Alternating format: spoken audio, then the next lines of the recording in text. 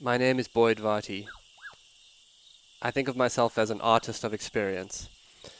My passion is to create transformational experiences for myself and others as a way to explore what it means to truly live. My central exploration is to live on what I would call the track of your life. To me, this is to live courageously towards the discovery of what you are called to and to what life asks of you. So much of how I live has been informed by my passion as an animal tracker. I'm following the trail of my own life and reporting back. This show is a daily broadcast from a treehouse on the Londolozi Game Reserve in the wild eastern part of South Africa. Londolozi is a 14,000 hectare wilderness reserve adjacent to the Kruger National Park. The land is home to lion, leopard, rhino, elephant and buffalo, as well as a variety of other animals. I am your host, Boyd Varty. My goal is to spend 40 days and 40 nights alone in the wilderness to explore the archetype of the mystic in nature and hone my skills as a tracker. These are my daily stories. Day 35.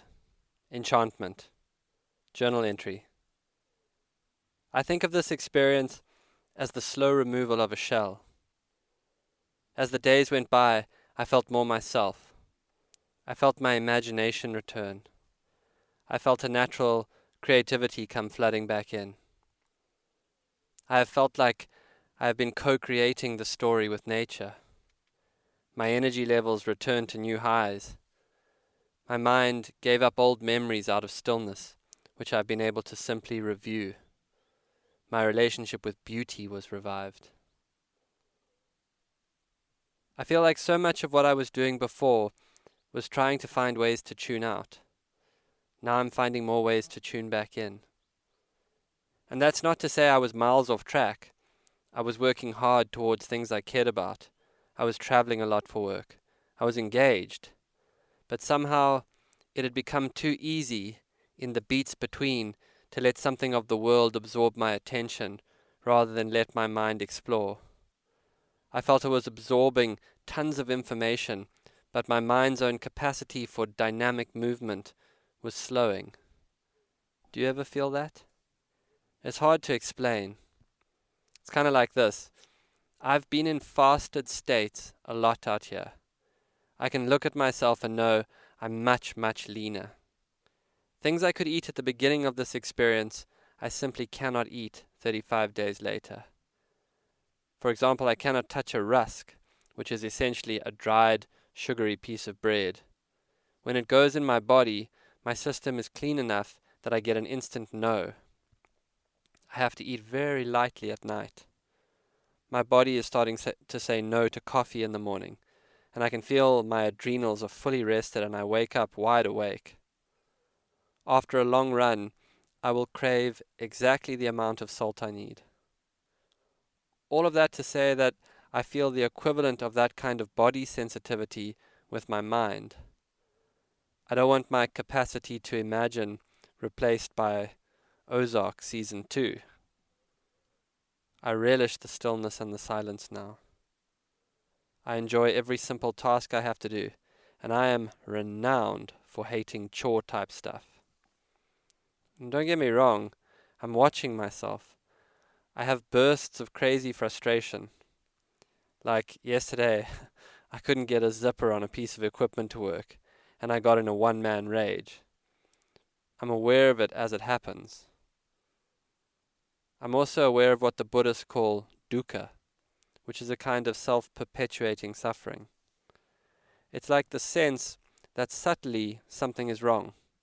It can be very benign. For example, when this happens, then I can relax. But something has to happen, then you will be okay. It's a tiny bit of egoic future or past that keeps you out of just being content now. I see it. I see myself do it. Nothing major, but it's there. But I am watching, and that watching couldn't come at high speed or amidst the frantic mind. In some ways, I think what I'm learning is that the mystics went to nature because they understood that life is a series of bars set in contrast. To a New Yorker, London feels calm. 3 beers a night is not a lot to a person who drinks 6. I once saw a woman in a ceremony reset her bar for rest. She realized what she called relaxing, other people called a panic attack.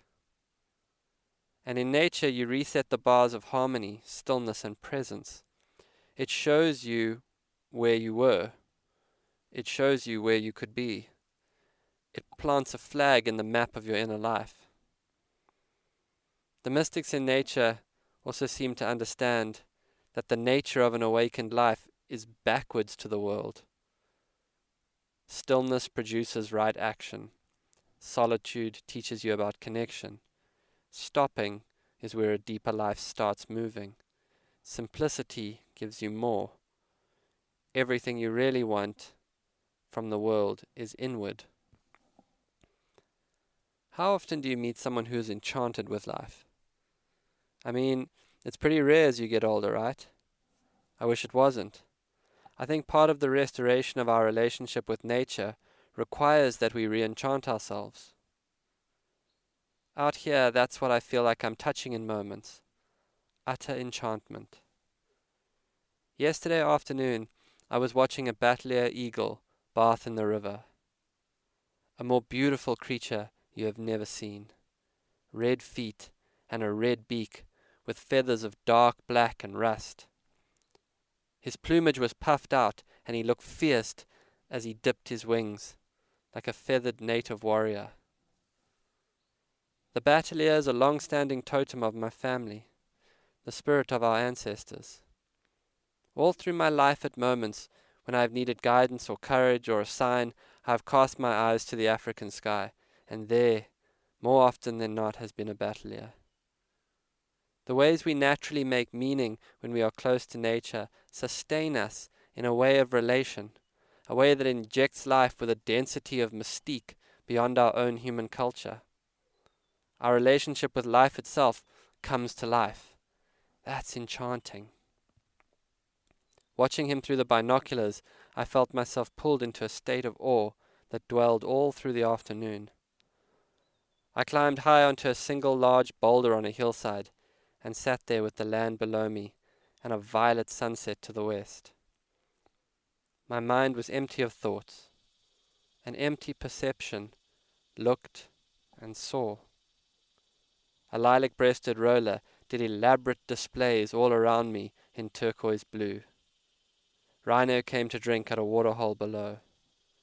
A small rock fig grew out of a crack in the granite boulder I sat on, like a monument to the ingenuity and tenaciousness of life. All I could do was take it all in. I was actually there, and that's what it takes to be enchanted, to just actually be there. The optimal conditions for happiness is giving up the need for anything to happen for you to be happy. Eckhart Tolle says that there are 3 modalities of enlightened doing: acceptance, enthusiasm, and I forgot the third one. Enthusiasm I don't have a problem with, but acceptance of what is, that one is the juice for me. Loving what is, as Byron Katie says. That is the path of the mystic in every moment. And the animals here are such teachers. When it's wet, when it's dry, when food is scarce, they are at one with what is. And acceptance brings so many other states with it: openness, resilience, peace, attention. All of that comes when you stop wishing it was different in some way to how it is. Ask me. I spent 5 weeks thinking about how long it was to be alone, and now that I have 5 days left, I'm worried it was too short. Classic. Here's some homework for you, and I really encourage you to do it. Free write, without too much thinking, at least a page on the following. Where in my life is beauty?